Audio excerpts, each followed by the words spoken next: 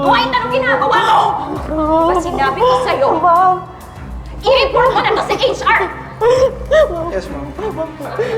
Ayoko na makita yung pagbunga mo dito, ha?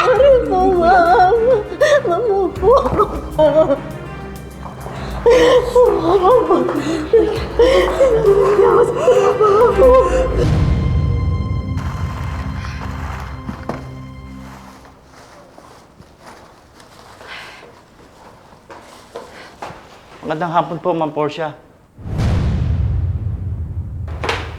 Ngayon ka pa talaga maglilinis. Kung kailan ako nandito, Pasensya na po, mabilis lang po ito. ang tanga-tanga mo naman. Ang dali-dali na lang ng trabaho mo, hindi mo mapamagawa na maayos. Pasensya na po, Ma'am, di na po mauulit. Kakapwisit yung tao dito eh.